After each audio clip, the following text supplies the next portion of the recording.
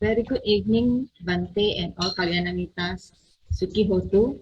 I'm Aliana, and on behalf of Ti-Ratana Vihara Amang Perdana Klang, once again will be the moderator for tonight's Sutta Discussion, Day 11, by Bhante Dr. Gangodawila Chandima. With the blessing from the Chief Reverend Dr. K. Sri Dhammaratana, this class will be broadcast via Zoom as well as on our Ti-Ratana Vihara Amang Perdana Klang Facebook page and YouTube channel. Our speaker, Bhante Dr. Gangodawila Chandima, currently is the Senior Advisor at Patisotta Canada, a virtual Dharma organization that helps beginners as well as expert students in learning Dharma in a variety of ways. You can check on Patisotta with the link www.patisotta.blogspot.com. Many people are interested in Dhamma Pariyesana, Patisotta most acclaimed interview series, which Bhante conducts on a regular basis. Bhante Dr. Gangodawila Chandima earned a PhD in Buddhist Studies in 2015 from the University of Jaya Sriwatenepura in Sri Lanka. Bhante was a former visiting research fellow at University of Victoria, Canada, and also served as Theravada Buddhist chaplain in the University of British Columbia, Vancouver, Canada. Without further ado, we welcome Bhante Dr. Gangodawila Chandima, and thank you very much, Bhante, for the talk. Sadhu, sadhu, sadhu. Good evening, everybody. Thank you, Ariana. Good evening, Bhante. And Lim and everybody who are present and then doing the tech stuff and then the presentation at the beginning and at the end. So we have come to a point where we're going to discuss the last 4 blessings in today's discussion. That means with today's discussion, the whole 38 blessings will be finished. So next Friday, as we plan, what you're going to have is a kind of a review about the whole 38 blessings that we have discussed so far. Because when we look at it from the whole bunch of lists, then we can see how do we see this particular blessing here and there, and why some blessings have been actually pushed to the end, like the last couple of blessings, and why some blessings have been actually pushed to the front. So why, these questions, rational questions about the blessings, rather just thinking it's kind of a chanting only. Okay, with that in mind, let's pay homage to Buddha and then get started. Sadhu, sadhu, sadhu. Namo tassa bhagavato arahato samma sambuddhassa. Namo tassa bhagavato arahato samma sambuddhassa. Namo tassa bhagavato arahato samma sambuddhassa.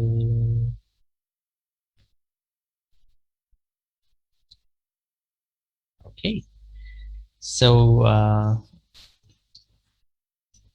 as I said earlier, today is going to be the last stanza, which has the 4 blessings, but there's one more stanza to do. It kind of recaps the importance, and then how does the overall blessing thing lead us to victory without being defeated. And we have to discuss about what is this defeat like, what is this victory like also, because when we move on to the next one today at the probably somewhere in the discussion. So anybody dare to recite the stanza today? We have a couple of here, right? Kim, Aliana, Lim, Chan, and Hema. Are there anybody else on audio?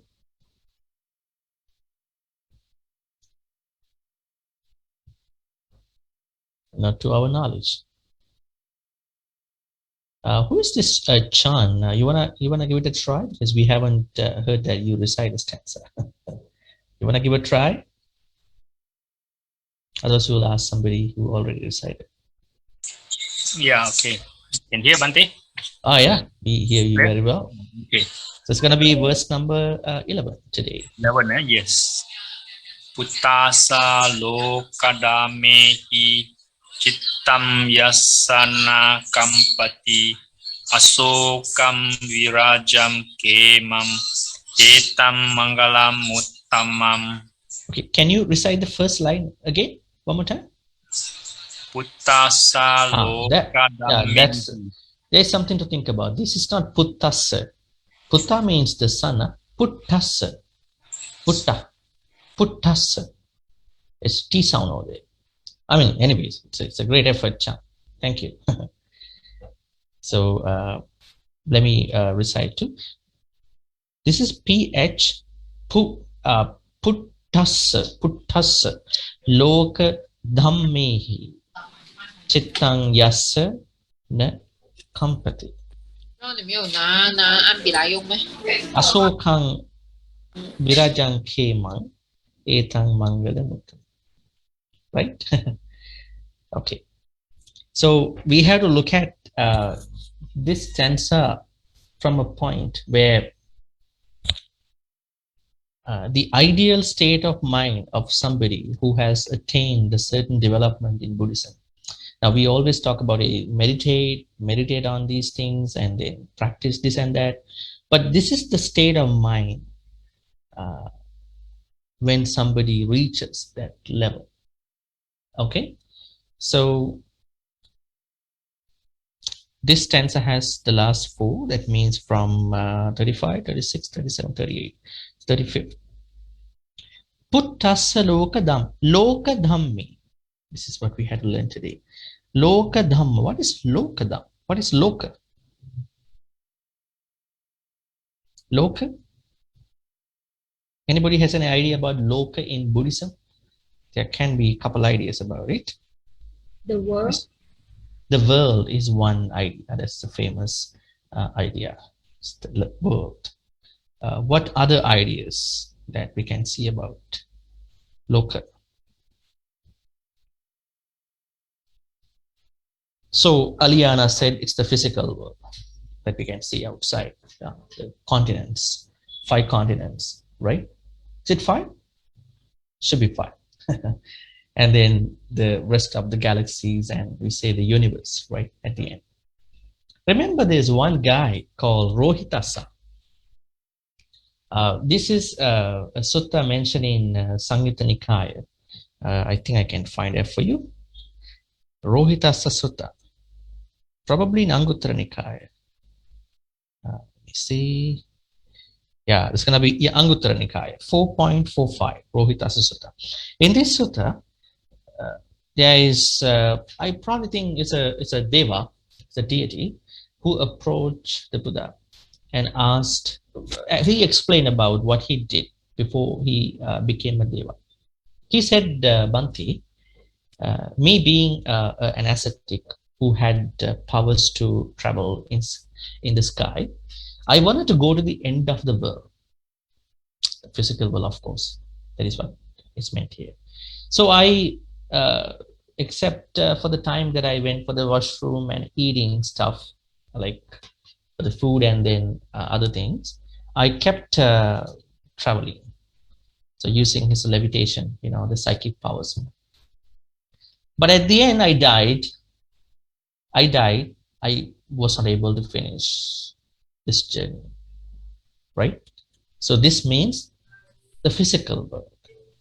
So the deva meant the physical world by the loka. This is what we normally know. But then the Buddha said, this is a futile effort just to travel to the end of the world. Nobody can travel that way. So I mean the world is within 1 fathom body. This is the real world. That's the perceived world, of course, on a scientific context. That's the world, and people have to look for aliens and planets and all these things. But the spiritually speaking, in Buddhist teachings, Buddha said, the world that I allude to is lying within 1 fathom body, thinking that the body is 1 fathom. I say the first noble truth, the second noble truth, the third noble truth, and the fourth noble truth. They all lie within this body. If so, then that's the world. Actually, that's true in a way, because not in a way, it's completely true. Like when somebody, okay, we create our own world, right?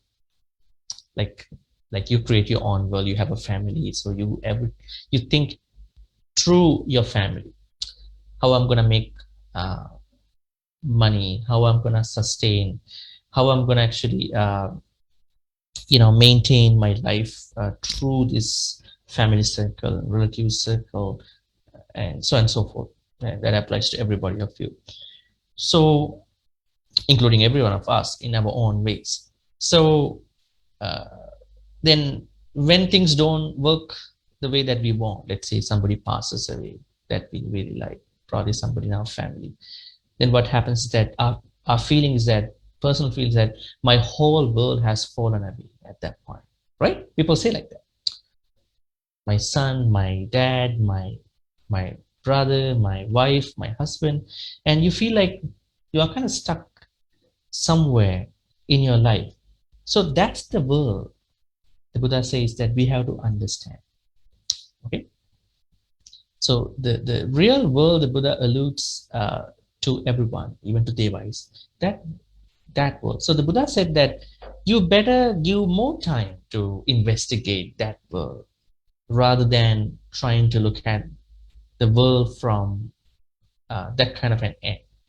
So now here I come back to conversation again about loka dhamma.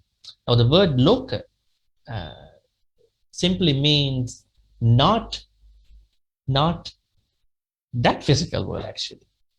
Now loka dhamma means the realities of that spiritual world. Okay, does anything that we understand by lokadhamma, atta lokadhamma, happen to the world? You think that, yeah, it's true. I mean, there are volcanic eruptions, there are tsunami things happening to some countries of the world, and there are natural disasters, floods.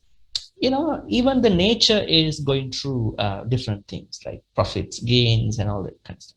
But here, what lokadhamma means is that there are 8 things that control, I would say, not control, that always affect all beings, include all beings in general. What are they? So we had to find out what are they, lokadhamma. Now, the idea, the 35th blessing says, puttassa lokadhammi. That means untouched by the 8 things, 8 worldly things. Okay, now the number is not here. So we had to find out the number. The number is given in another sutta. Okay, there are many other suttas about it. You can find out. Anguttara Nikaya 8.6. Dutiya Lokadhamma Sutta is one example. The Buddha says, Attime bhikkave lokadhamma lokam anupari vattanti. Lokocha atta lokadhammi anupari vattanti. The Buddha says that there are 8 things that always revolve around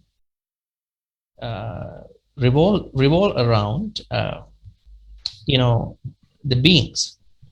Loka dhamma lokam anuparivattanti. Lokocha atta loka dhammi anuparivattanti. That means these 8 things revolve around the mental world, and the mental world revolve around the 8 worldly things. What are they? Number 1, labhu. Number 2, alabhu. Number 3, yaso. Number 4, ayaso. Ninda, pasansa, sukha, dukkha. So here, labha, alabha. Labha means, what does labha mean here? Labha means profit. That means something that you gain. Now, let's take it to our normal day-to-day life. Let's say somebody compliments us. Is it a labha, profit? That's not a labha over here, right? Let's say you have a financial gain today because of something, right? That's a gain. It could be not even monetary. It could be something more. What about alabha? You gain a loss tomorrow. Can it happen? Do businesses all every time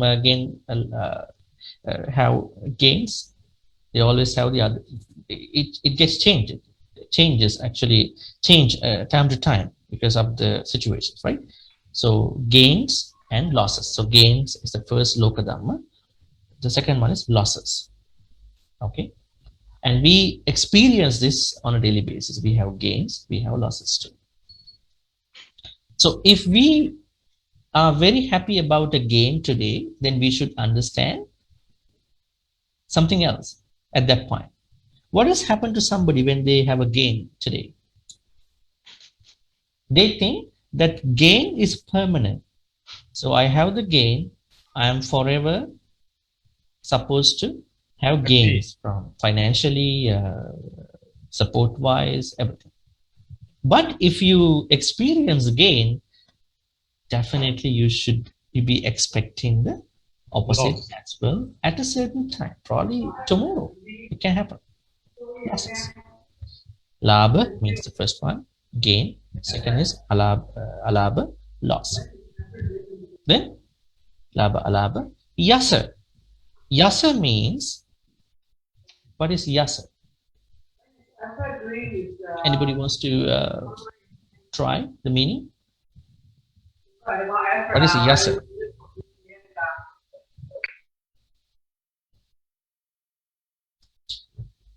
Fame. Yasa means fame, glory. It's glory. Like everybody likes to get the reputation, right? Good reputation. Publicity. I would say fame, publicity, reputation. Right. So, do you think that many people in the society want to be not popular, or they want to be popular, famous? Many people like to be popular, right? So that is what we call by labha, alabha, yasa. Then ayasa means the opposite. So if you are famed at a certain point, if you think that you are experiencing a lot of glory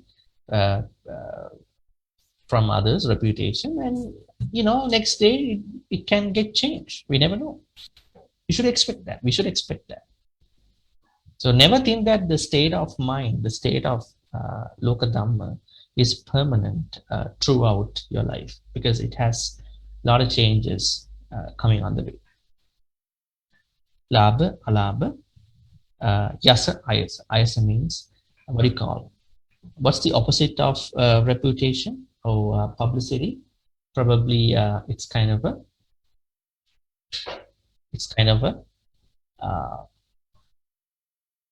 I would say it's a criticism. It's a criticism that applies to fame. Yes, sir. Yes, sir.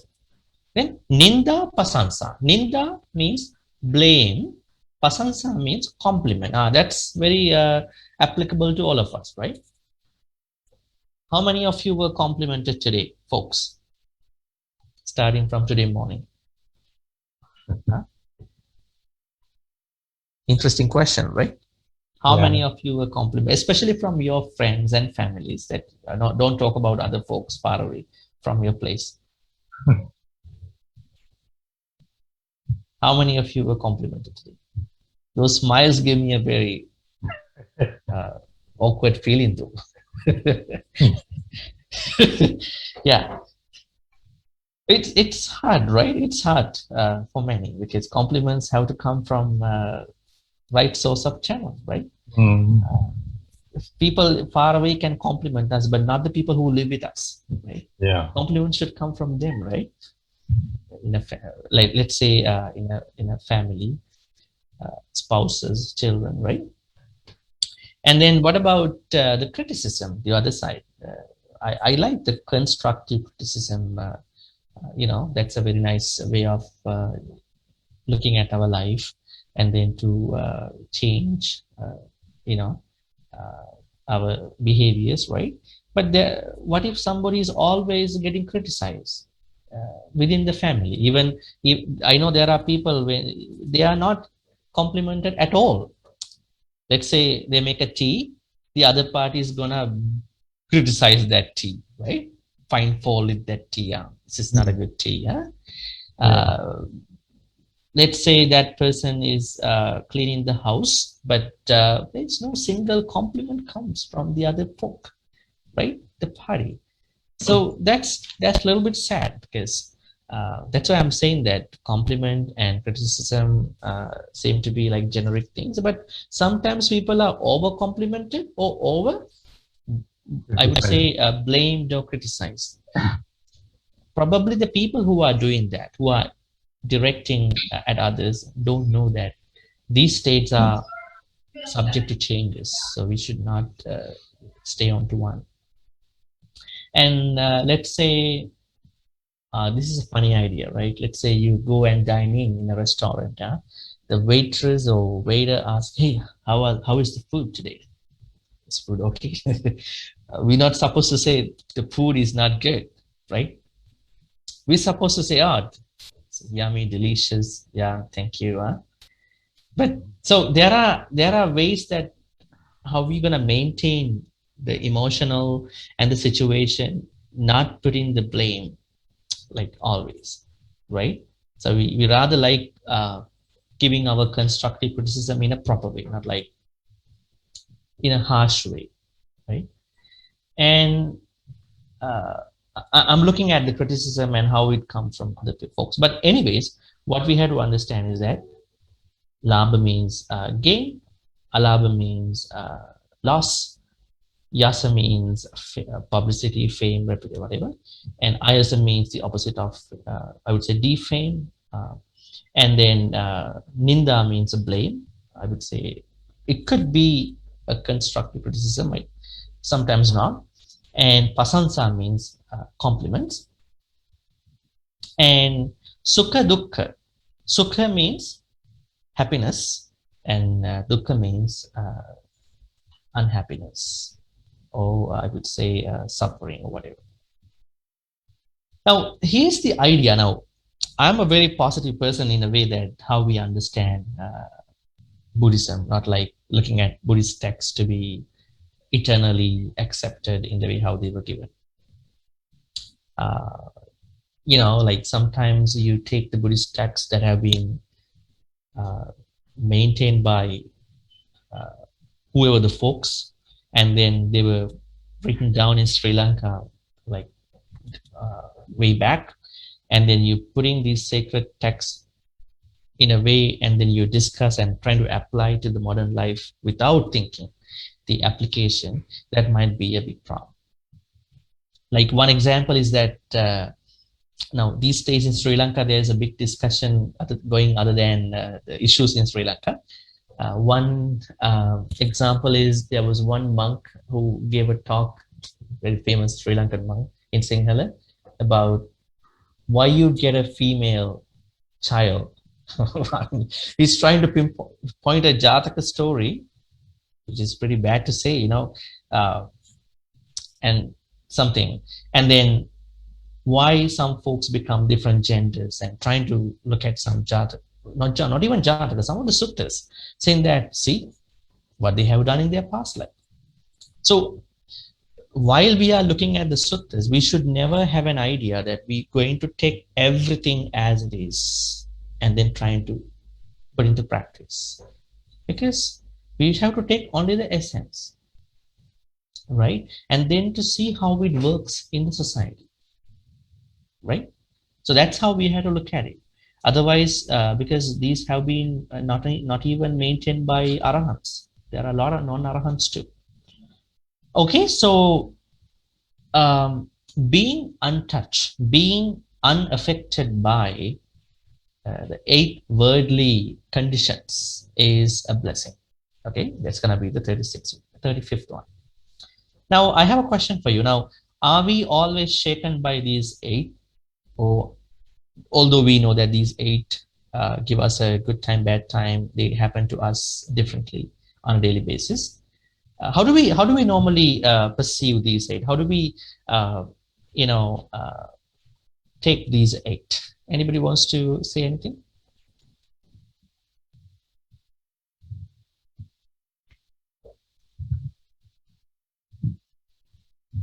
Have you ever thought to yourself when there is a compliment coming along the way from somebody that, oh, this is one of the worldly condition, this is gonna change?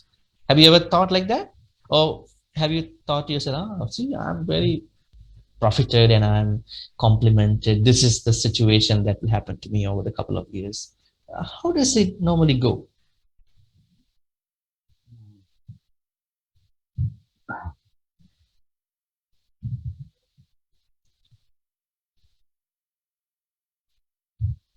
But we think sometimes we get compliment, sometimes we get blame. So our life, we can always expect to have both compliment and criticism. Yeah. Because we are not right or wrong all the time.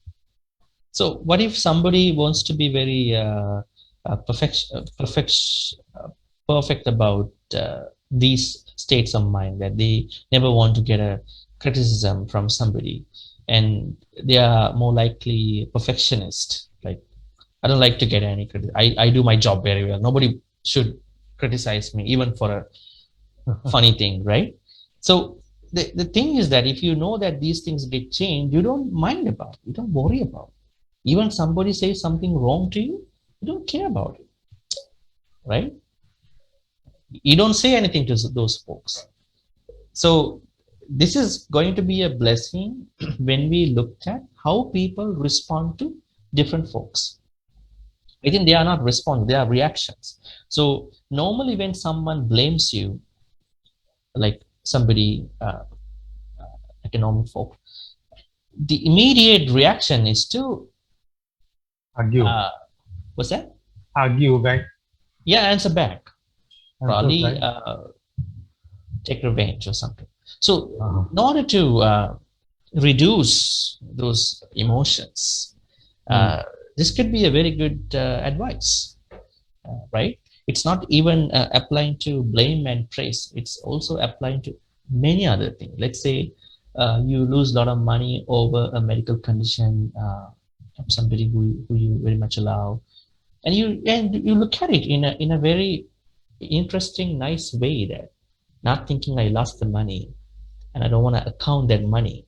I want to look at it from a worldly condition, because I'm surrounded by these loud people. I have to spend money for them, so I should not take that way, right? So if you look at it, okay, I'm gonna account the money today, expenses and then income. I wanna break even my what you call the chart, and then you're not happy at the end of the day. Of course, we have to be frugal, and then have to be, what you call, use everything wise. But at the same time, we have to keep our emotional states affected when affected with these conditions in moderation. What happens if you are cheated? If you are cheated, somebody cheated you, and you lose some money. You feel very angry, isn't it? And now you feel angry not only today. Tomorrow you feel angry. Next month you feel angry. Next year also angry. Yeah, I'll tell you a way of thinking for that thing. This is why we have to goes back to the origin. So the Buddha says we have to make noble friendships, kalyana mitrata, the right people. So if you find the kalyana mitras, if your requirements are good to understand a friend, you have a less chance of being cheated. Now, like that's how we have to take it. So the first thing is we have to find out good people. But sometimes even you find good people in the first place, they turn to be bad people at a certain point, right? So we understand it from a worldly condition basis, right? Even that happens to us. Even our choices didn't work. we understand that, okay, I made a good choice at that time, but now it turns to be not a good choice, but I wanted to understand with the worldly condition. Probably it's a good lesson for me. I'm not gonna repeat that decision again. Something like that. So never ever keep anger for the past stuff because it's gone. Otherwise, you wake up by thinking of the cheater. You eat. You take a shower by thinking of the cheater. Yes. You drive by thinking of the cheater. And you, what else? You die at a certain point one day by thinking about the cheater. And your mind is switched so much dosa. You die with dosa. I'm gonna be a snake. I told you. When somebody dies with a angry mind, there's high chance of being a snake. And then with lower mind, it's gonna be a peta, right? So that's why we had to look at it, the situations that way. The problem is people think, okay, my money, that guy took my money. He cheated on my time. Yes, it may have happened. True. These are people, right? They are not the Buddhists, right? Arahant, not arahants, right? These people are just people, right? So probably they were good as long as they could keep their calmness. But at a certain point, they turn back to their, what do you call, natural instincts, right? So that's how we're going to look at it. Not like thinking somebody cheated on me. So Bhante. make good decisions at the beginning to make kalyana mittas. In No, case Bhante. something happens, Yeah. I want to ask you, like we read in the newspaper every day, there are scammers, cheat a lot of money. Yeah. And if the scammers cheat your money, so much money, maybe cheat the old man's money. So now he's got no money. And Yeah. how? He very sad, very unhappy, very angry all the time. Scammer is terrible. Every day we read in the paper, somebody gets scammed. who can be victimized to a scammer? The vulnerable folks, right? They are the vulnerable folks. The most they know who to approach. They don't approach the people who seem to be smart enough. Now, I'm not saying all folks are not smart enough. They are smart, but the government's doing something, but also we have to have our own study. Why we want to actually answer to those calls, and they call you. Probably the people who are working in some of the places, they sell our information. I know this happened. Yes. This happened in a country. I don't want to say the name. What happened was that the recreational facilities, those receptions, they sell the information, like all their names, and then they approach the folks, especially the immigrants, right? Say you're not a citizen of the country, but you have to pay $10,000 before today's noon time. If not, you're gonna be arrested, right? Yeah. And in those countries, they can buy these law enforcement people's uniforms too, and they can buy a similar car also. Come and get you, right? So the thing is that we have to educate people, not blaming because there are more organized crimes happening everywhere on internet, over the phone. So we have to prepare for these things, not always worry about these people. There are things that should help them to stop these things happening. But for us, for our safety, we have to know what to do. That's what the Buddha said, the panya, wisdom. We have to develop our wisdom, right? Okay, so being untouched by the 8 worldly conditions, it's a blessing. So of course, it's the greatest blessing for anybody because like the majority who come to meditate has this problem. The problem that they come is that their mind is shaken because of something. Okay, so if we know this well, then we're gonna keep our mind at a certain good level, so the mind is not shaken with these things. So you have to be very careful with the people who you love, because they are the ones who can give you a hard time, not the people who you don't know, right? You don't care about the people on the street, but you care about the people who you with. Because if they say something wrong, something bad about you, you get very upset, right? So you should understand, in case something happened like that, how you're gonna take that compliment, take that criticism, take that blame, take that whatever the loss, and so on and so forth. Then you know what to do. And we can probably say this is the state of mind that we talk with the 8 conditions is what you call by a certain kind of upekka, because this leads to upekka, because upekka means you are not shaken by these worldly conditions. Okay, that's 35th. What's the 36th one? Puttasa loka dhammehi. Chittang yasanakam. It's also a part of this blessing. Chitta means the mind. Yasana company. So if anyone's mind is not shaken with the 8 condition, especially when someone is affected by these 8, when that person's mind is not shaken. Now, nobody's mind is gonna shaken without getting affected, right? You talk all the good things. See, I'm very good. I know how to manage. I know how to take all these. But when something happens to you, that's the place where you're going to try this, right? So you have to check your patience when you are angry, not when you are not angry. Because you are a good person. You show like you are very good. But try to test. I normally tell people, when you are angry, write down what comes to your mind on a piece of paper. Then after 1 hour or something, look at what came to your mind. Really? Am I this evil? Yeah, you were. Look back the diary or whatever. So then you understand, because otherwise you won't track you very well. Only other folks can track you, but they can't tell you because there's a professional conflict. There is a conflict between you and that person. In the same way, you have to look at how you face the 8 worldly conditions only when you are touched, affected by these 8, right? That's the good time. How you're going to practice, how you're going to see the blessings.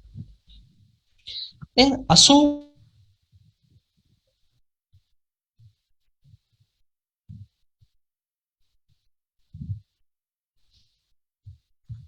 What is Asoka?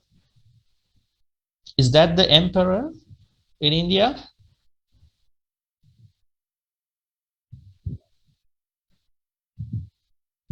No. Who is Asoka?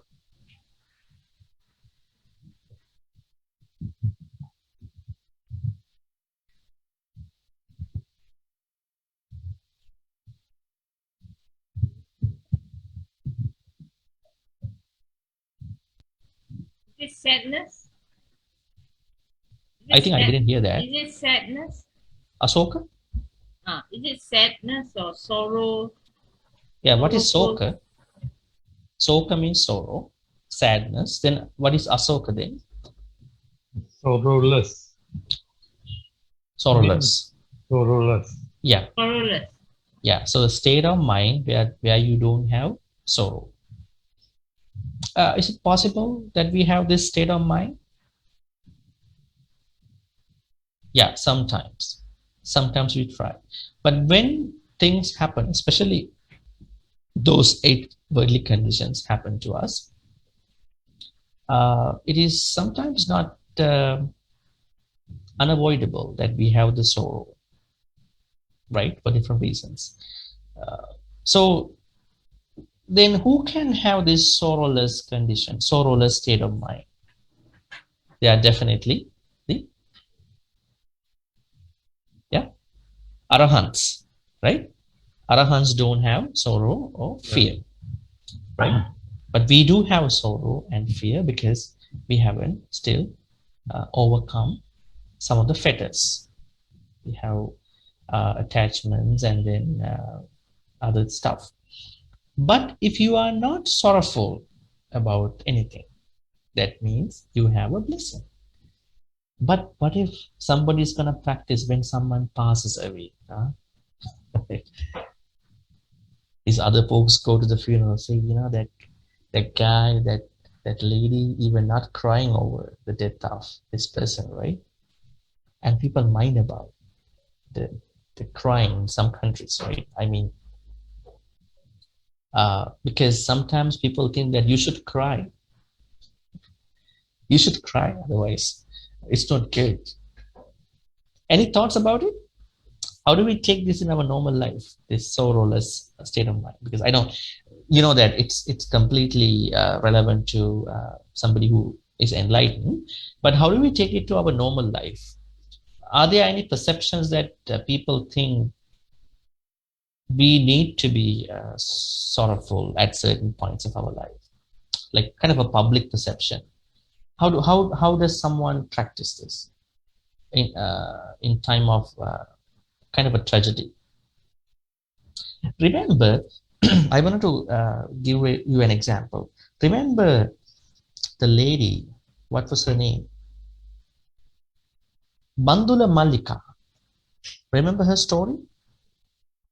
What happened to her? There are a couple Mallikas. Huh? The famous Mallika was the queen of the king. King Kosala's one of the queens.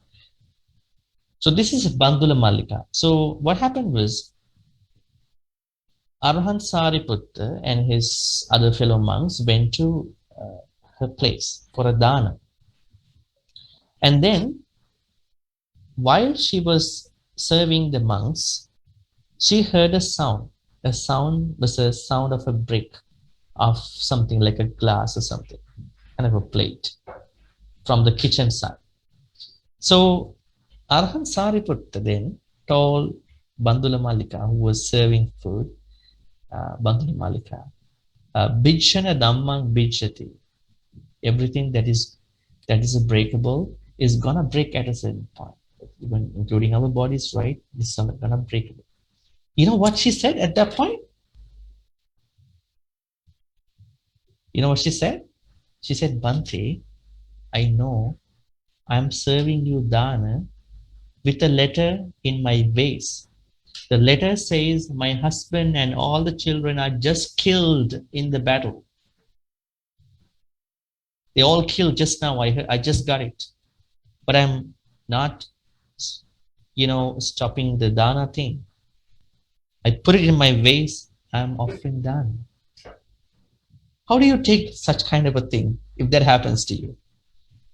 Just imagine. The husband and all the sons are killed just now in the battle by the enemy folks. See her mind. She said, I know all this is unbreakable. It happened to my husband today, just now in the morning. Right? So she must be Arahana. It is not said that she's an Arahant, because if she's an Arahant, she can't be a layperson anymore at a certain point. Because probably she has practiced the state of mind. So some of these Arahants states of minds can be practiced, I would say, can be seen in some unenlightened folks too, in some levels. It can be, but not in a good way, but in some ways, right? Let's say you are not an enlightened person, but you may have some elements of some little levels of states of mind, right? But she was very strong. She's a very strong woman. She was able to take that. I mean, if that was to happen to somebody else, I think they will stop everything. Yeah. They can't do it because they can take that pain, Yes. Everything is gone, right? Yeah. Anyways, so asoka means sorrowless, the state of mind, the sorrowless state of mind. I think the practical way to take it, Dhamma folks, is that try to predict the life of you in the next couple of decades or in a couple of years. If something happens to me, if my husband, if my wife, if my children, if anything even happens to me, how am I gonna take this pain? Get ready, get prepared for this thing. This can happen one day at a time that you never expect. how are you going to take it? How do I bring the knowledge of Dhamma that I learned from the Bhante or other Dhamma talks or in your own reading to that point? A lot of people, they misuse, they waste their knowledge. They don't know how to, they know the Dhamma, but they don't know how to apply to that point. So plan now in a very positive way, not in a negative way, because it's not a negative thing, because one day we all have to die. So it's not negative. It's a Dhamma. It's a reality, right? If it is not a reality, then we have to worry about it, right? So even if that happens to us, untimely, even that is not going to be something that is not expected, because all these sankharas can change anytime. Bhante, So, yeah, Ariana. can I say something that I realized that sorrow mostly come from guilt, the guilty feelings from Sorrow inside. must come from? Mostly come from guilt, the guilt. Guilt. Feeling. Yeah, guilty. Yeah, feeling. guilt is another form of the sorrow. It's not only the one source. It is one of the sources. Yeah. That's So, why. Yeah, if we treat the people around us kindly, maybe when they are passing away or what, the sorrow will be lesser. Is it possible? We have to treat the source of guilt first. This is remorse, actually, remorse feeling. Now, in Buddhist temples, there is not a professional way to handle the guilt, not like in the Christian church. In the church, they have their own ways of handling the guilt. The pastor, the priest doesn't know who is on the other side, right? Trying to confess what may have happened. But in some places it happens. But the problem is people don't trust. Am I going to be vulnerable once again to somebody when I'm going to be open up my story, right? This is a small problem if you don't trust the person, even the monk, the nun. So guilt is one of the sources of sorrow. So I'm trying to tell people, like, don't leave anything, any pain untreated. You need to treat it. You need to solve that. Don't bring it, because when you keep taking that all the way, that will really take you over. Because as you age, your mind is not going to be that open because of your physical weaknesses. So you have to treat it the right time. So there are no guilt associated, no remorse. You are a positive person. Everything that happened, they were lessons to you. Probably they were poor choices that you made. Probably they were poor choices that those folks did. So you see things in a very Dhamma-friendly, very liberal, open-minded way. I think it is very difficult for the person not to feel sorrow when something mentally painful happens to the person, unless you become an enlightened being. If you are an ordinary being, sure you will feel the sorrow. Impossible not to feel the sorrow. Yeah, we are here not talking that pain is not avoidable. We are talking what to do when the pain affects us. This is the most important thing. Pain, like let's say when you have cancer, you can't avoid your pain unless you given some painkillers, right? When you know that in your personal circles you help somebody, that person is going to misuse you, of course there's a pain. Why not? But what I'm trying to say, what the Buddhism is trying to say, is that how to deal that state of mind. That's the most important thing. Let's say the scammers, when you know that the scammers cheat you, right? Every moment, I mean, of course, you could have avoided that if you really prepare well. But the thing is how you handle that emotion. Not saying that sorrow is unavoidable. Sorrow is unavoidable because we haven't ended the samsara, the physical sorrow. But more than the physical sorrow, there is this huge amount of mental sorrow that will aggravate if we don't know how to deal with those emotions. When they come to us differently, Let's say you've been cheated by a scam. You are fine. You go to see a movie. In the movie, there is somebody is gonna scam somebody. You can think about it. I was scammed in the same way, right? The memory comes back to you, Yes. right? Looking at, okay, the same way I was scammed, like Yeah. in this movie. So how are you gonna deal that emotion? That's what I'm trying to say. Okay, but there are certain sorrows that are unavoidable, but we can plan ahead as to what to do, so we can minimize the sorrow on one side. On the other hand, we will have a very good, better plan to deal with sorrow that comes from different sources, including what Ariana said, guilt, remorse. Okay? Even some animals are also remorseful. Have you ever seen that? When a dog has done a lot of, crazy, dirty stuff, and it feels that, he did something wrong. So I think guilt is good as long as you understand your problem, but don't keep it in the long way.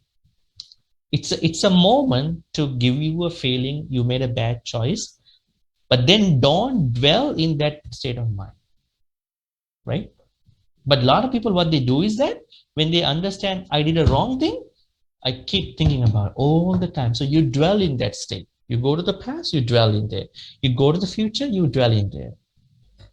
We need to understand past and future. They are not states where we should dwell, because if you dwell in there, if you stay in there, we lose the precious moment now, because this precious moment will be the past in a moment, in a minute, or in a second. And then the moment that we are tapping into the moment that we're going to be destroying for the future. So here's the moment for the both past and future. So that's about the blessing called sorrowless. But ideally speaking, we will attain this blessing whenever we attain Nibbana. But practically speaking, don't think this is only a blessing for Arahants only. This is a blessing that we can have if we properly plan our life also. Make sense? That is Asoka. Puttasaloka Dhammehi Chittang Asana Kampati, that's the 35th one. Then Asoka, 37. Then 36. Viraja. What is Viraja? What is Raja? Raja means defilements. Raja means defilements. Viraja means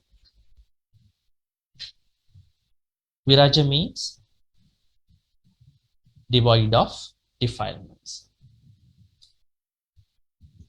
Okay, so we all struggle with defilements time to time, probably on a daily basis. So if you don't have defilements anymore, that's one of the very good blessings. Probably the best blessing, right? That's what we are trying every day. Alim, that must be your son, right? Alim? He must be. Yes, looking at us. Okay. Asoka Viraja. Then the last one, Kema. Is that the last one? 38 blessing. Kema. What is Kema? What is Kema? Now we talked about Asoka. Asoka means sorrowless state of mind. Don't think it is only for the Arahants. We can also practice it. The problem is when something happens to an Arahant, they don't take it seriously. Yeah. Remember that story that I cannot give you the reference. One bad guy pushed a monk to the paddy field. Okay. He pushed a monk. He was walking on a paddy field, like a lion on a paddy field. Another guy came up and said, Bhante, that evil guy did to you. He pushed you to the ground, and then, I'm going to bring you up. And then he washed his feet and said, the monk said, you both are same to me. What? Really? That guy was not happy about it. So that guy you pushed to the muddy field, and me, why you put both of us in this? Because I'm not concerned about comfort, discomfort. My mind is stable. I'm secure. I'm fearless, I'm sorrowless. Interesting, huh? The way how he looked at it. But we are not able to practice in that way because our mind is not that strong enough. But looking at that example, it says that how to stay in the middle and how to look at the pain and the comfort, discomfort and comfort from the folks, right? So it does not discourage anybody who wants to help a monk, right? You, of course, you go and try helping such folks. But the problem is, how does the monk take it? Like in modern day life, how does this happen? You know what? Let's say if this happens to a monastic, the next day the monastics are giving a talk. You know, that devotee, he pushed me to the ground, you know, the mud. But this devotee, he helped me a lot. Right? This is what happens if that happened today to a normal unenlightened folk. See how it was taken. That's what I'm saying. This critical way of looking at it. So kema means secure. That means safety. Safety. What is this safety? Is it that you putting a nice wall around your house? You have security guards over there with some guns, machine guns. Is that your safety? You actually go in the bulletproof cars. Is that your safety? It's not the safety that we mean here. It might be a safety in modern day world, right? So the idea here about safety is that you are not feared by four ogres called Oga. Oga means flood. Four Oga. Chaturo Ragha. Let me explain to you. We say that Chatuhi Ogehi Kemata. What are those four ogres? What are they? Any idea? The sutta mentions Maradhi to Sutta, Samyutta Nikaya 4.25. Even in the Alavaka Sutta, Chandana Sutta 5.10, 5.2. These suttas mention these four ogres. The first ogre means flood. These are floods. The first flood is Kama ogre. That means flood of sensuality. Is sensuality a flood? Now, what is a flood? Can somebody tell me what is a flood? What does flood mean to you, Kim? You've been almost silent for a while. Just speak up a little bit, huh? What is a flood? What's a flood? What's a flood to you? Probably it's too late for you, I guess. What's time over there? Yeah, it's almost 12. Almost 12. Yeah, I guess. Yeah. Yeah, okay. A flood, you mean? Yeah. What's the flood to you? Water. Damage. Damage. You're not in the flood area in Australia, right? Not in Perth, right? I'm not in Perth. I'm in Gold Coast. Gold Coast. Okay. So yeah, flood? but Brisbane flood is when there's a lot of water and then it's causing a lot of damage. Okay. But like, here it says by the Buddha there are four floods, spiritual floods. The first flood is sensuality. When sensuality terribly affects. I mean, I'm not saying sensuality is bad, but Buddha says when we don't know about sensuality, but when sensuality takes us over, it's gonna be a flood. It flushes, it gushes us somewhere. We never know where we're going actually. Somebody says here, overflow of sensuality. He's given me the answer. He's helping you. He knows I'm struggling and I'm sleepy.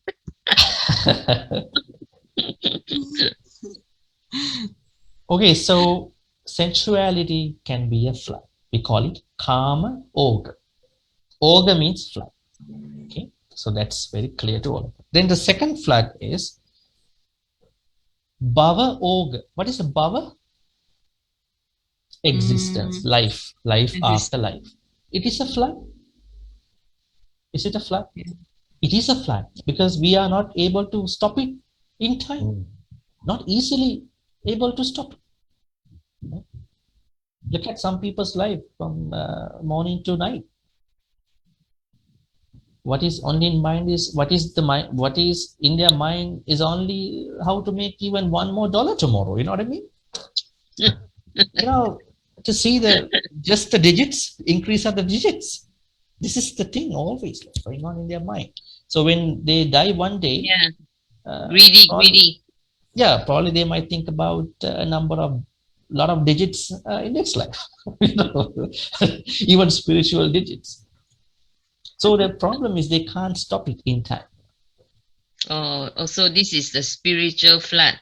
Okay. No, I mean, this is one of the flood in spirituality. It's a wrong flood. It's not a good flood. I'm telling you the good flood at the end. This is also a wrong flood because we are affected by that. Life after life. Look at when someone says, when you offer one morsel of food, you're going to be in the heaven. The devotee thinks about how many morsels I have given so far. Not thinking dana is bad. You create more bubble. So what's the point of the Buddha's idea about it, right? So you are affected by the second flood. It's not the flood that you see in these countries, in Spain or in other countries. This is the real flood that affects everybody. Somebody might say, here we don't have any flood. We are very safe. Country is properly planned. There is a good system here, but these are the floods.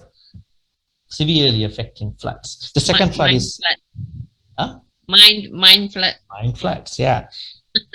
And the third one is Ditti Ogre. This is the third flood. What is Ditti? Views. Views. If you look at what's happening today, so how many views are there? People are struggling with a lot of views, political views, religious views. Then what are the other views? Money, financial views. Let's narrow down to our house. What are the views that you are struggling at home? Let's give me a common idea. What are the views that people are struggling a lot at home?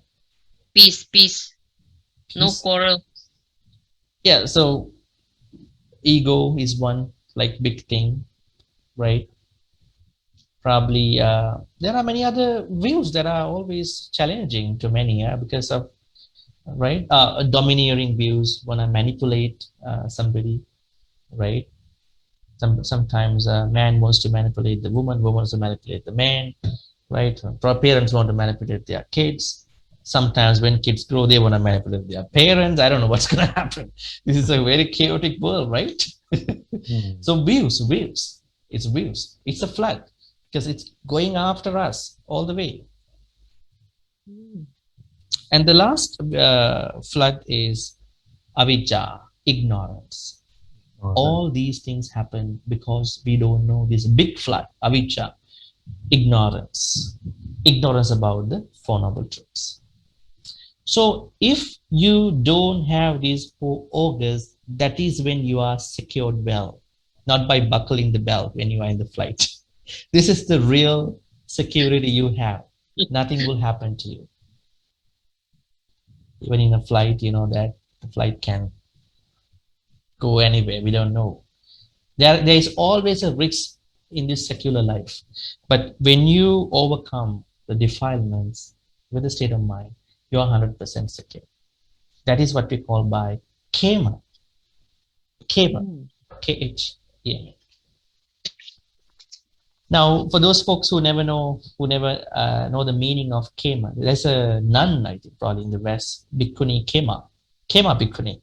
The meaning of Khema is secure from the four augurs. So this is the last blessing. So, any question about that blessing?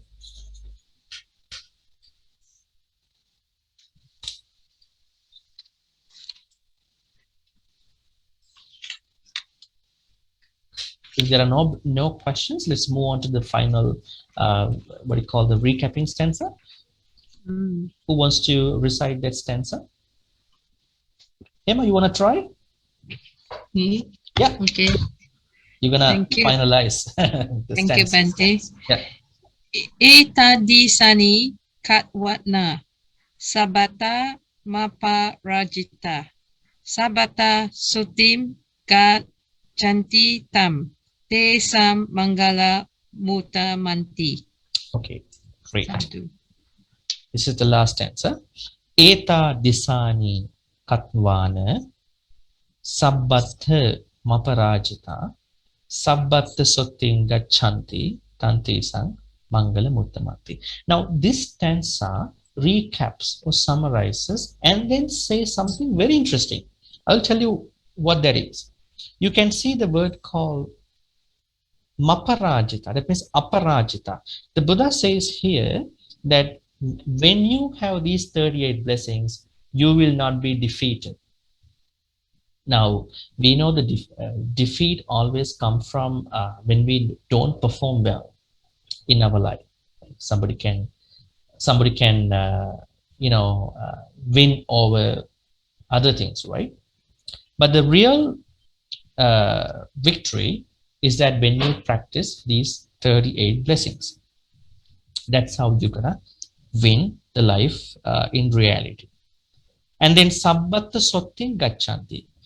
So wherever you go, your life will be secure, right? Everywhere. Sottim means that. So these are the greatest blessings. So,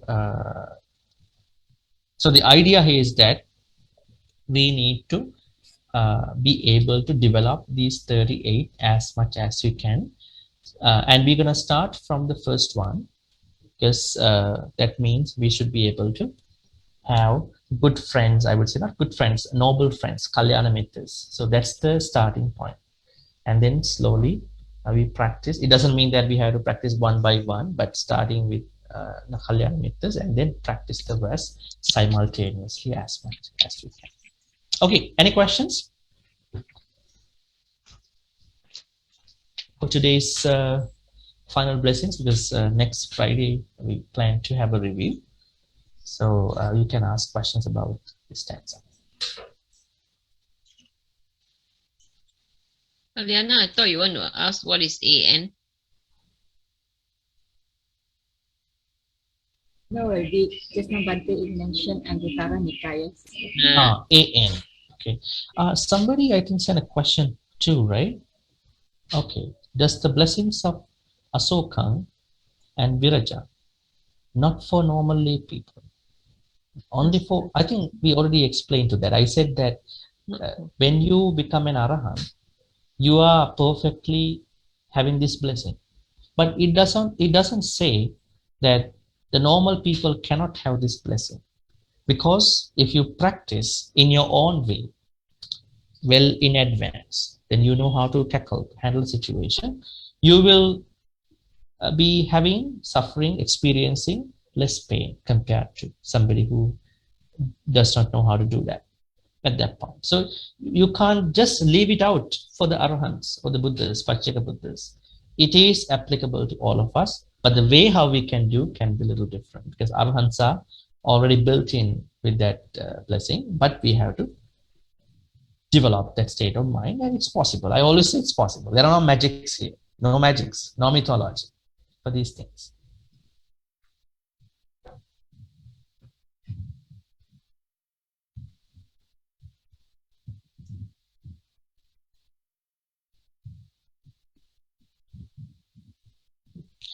I think it's not a surprise that you can witness in your own circle. Some of your friends are highly very patient.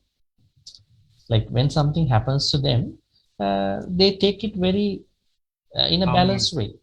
So they are living examples to all of us, right? Not thinking that, oh, this is very hard, only for Arahants, right? Just witness, just observe how does someone that you know take it better than you probably. So then understand it's possible. Now in that Bandula Mallika's case, her husband and children, they all killed in the battlefield, in the war. So how she took it? I'm not saying that you should not cry, and crying is natural, right? I will tell you one story to really understand this. Very interesting story. Probably I think I shared with you at the beginning. Probably in the first couple of probably not. I know this happened in a temple, in a Sri Lankan temple in the US, because I was informed by one of my friends over there. So there was a visiting monk who went from Sri Lanka, to that temple. And then during that time, a devotee passed away in that temple. So you know that they were now having the what do you call the funeral? They say the celebration of life. They celebrate the life in a parlor. The monk who went from Sri Lanka probably might not know how does the pain is being taken by the folks over there. Normally, like when you go to a dana, normally they go to Sri Lankan people's houses. That's what happens in many Sri Lankan temples. But when somebody passes away, everybody comes, right? They are friends. Everybody comes because probably that person work in a company. Everybody comes. So then the monk gave a talk, a very typical talk, like in Sri Lanka. This is the stanza, very famous in Sri Lanka. Anagato tato aha ananunyato itogato yatha gato tatha gato ka tatta parideva. Interesting stanza. I'll tell you the meaning. Without invitation, this person came here. Ananunya. Without invitation, he left or she left, whoever passed away person. So the way how the person came here and the way how he or she left, it's same. So why do we cry? That's the meaning. That's the rough meaning of this. So he said in the way how he explains in English. Okay, the funeral was finished. Everybody went, right? Greeted, they cremated or whatever. And then one lady, American lady, who was used to go to the meditation, and she said, the friend that I know, Bhante, can I talk to you after meditation? I said, okay, that's fine. And at the end of the meditation, and they're having a chat, and she was saying, I'm referring to the Dhamma talk. That, I mean, don't try to do these things because this is a real incident to get a lesson, not trying to criticize a monk Dhamma talk. I'm trying to tell you how does the pain go. So she was saying, we all know pain, crying is not, we all know that worrying is a normal thing, right? So because when somebody dies, we all cry. So it's not because of we don't know Buddhism. It's not because of we don't know Christianity. It's not because we don't know science. It's because crying is natural. But don't try to cheapen the pain of somebody, saying that, why do we cry? Now, this is the idea here. So when you talk these things, we have to talk in a way how people understand, right? So that's why when you present Buddhism, especially this Asoko kind of thing, we don't say that you can't cry when somebody passes away, right? It's normal. But how do you bounce back to your normal state of mind? That is when you understand what may have happened, right? Not that say, I don't want to cry. I'm not crying. I'm a Buddhist. So don't go to that harsh end. Okay, any questions? If not, I'm going to transfer in the merits in a minute of time.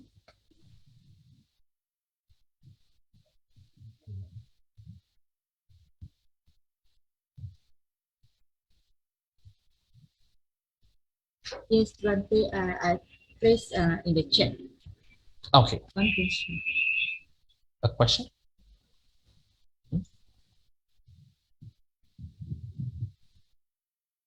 Aliana, we cannot hear you. Probably you muted. Liana is not in the Yes. chat. I put to. Okay. Bhante, to practice sorrowless, can it be done by contemplating on death? Contemplating on one's own death or the death of the person that one's precious? Well, that's a possibility, but I don't think people like to concentrate their death. They think that it's a negative thing. Don't even say that, right? People don't like to talk about that. So I think it's, although it is a norm, what I suggest is that try to look at the impermanence of things. Impermanence. That's the best way to practice the sorrowless state of mind. Don't try to pick on the death, because there are people who don't even like the public perceptions. People don't like to talk about death. They say it's kind of an evil, like a bad kind of a thing, right? Thank you, Bhante. So better to think about impermanence. So to think about impermanence, you don't have to go to death, right? Now just imagine Kim's situation. Huh? She is having the next day now. Huh? See how the time has changed. She is having her Saturday already, but we are having Friday yet, right? So things are changing. Look at the changes. So when you look at the changes, you take both positive and negative stuff. If you take death, it's gonna be a negative thing to many people. But look at the happiness tomorrow. I'm happy tomorrow, but next day I'm not having that event, that happening. So that if you look at impermanence, it will be more positive. It's better. We can have a discussion anytime with anybody, right? Thank you, Bhante.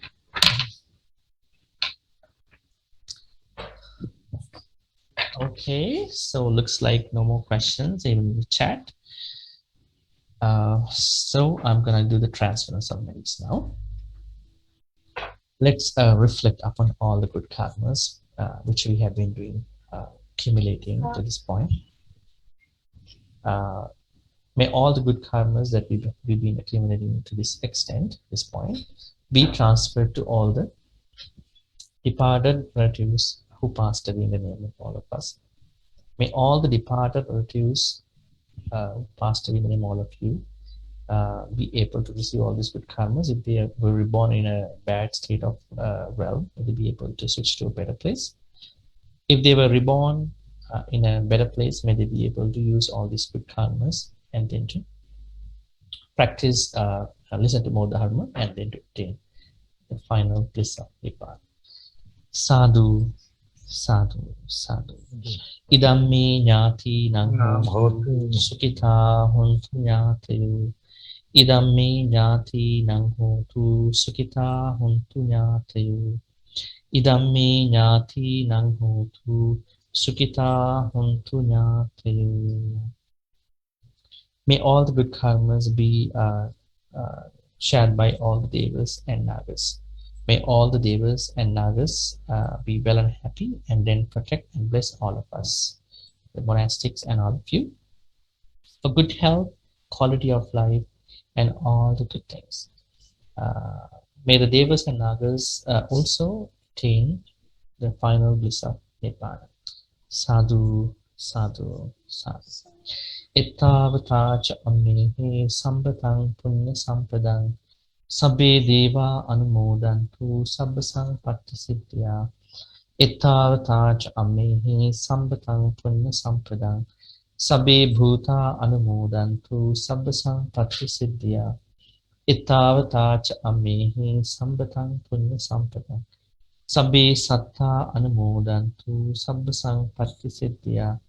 Akasattha Chibummattha Deva Naga Mahindika Punyantang Anumoditva Chirang Rakkang Tulupasasana. Akasattha Chibummattha Deva Naga Mahindika Punyantang Anumoditva Chirang Rakkang Tulisana. Akasattha Chibummattha Deva Naga Mahindika Punyantang Anumoditva Chirang Rakkang Tumang Paranti.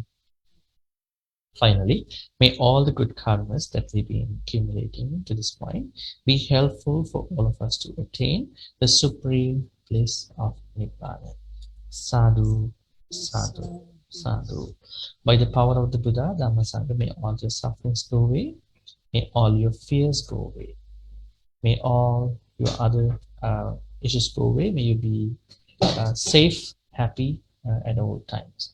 With that in mind, I'm going to bless you with a couple more statements. Please receive the blessings. Abhivadana silissa nichang vadha pachaino chattaru dhamma vadhanti ayuvannu sukhang balang ayura rogya sampatti sagga sampatti mevache ato nibbana sampatti iminate samichatu. Sadhu, sadhu, sadhu. Wish you a good night, and please be safe all the time. Good night, Bhante. Good Thank night. you. Thank you, Bhante. Good night, brother, sister. Thank you very Yes. much, Bhante, Good night, for the wonderful everybody. discussion. Good night. Good Happy night. Good travels night, to you. everyone. Sadhu, travels. sadhu. Happy travels to you. Thank you. Thank you, Thank Bhante. you. Good night, Yes. everyone. Good night. Good night. Good Thank night. you very much Good for night. joining us. Have a pleasant night. Yes. See you Sadhu. all again next week. Sadhu, sadhu, Thank you sadhu. very much, Bhante. Sadhu, sadhu. Thank you. Thank you. Thank you.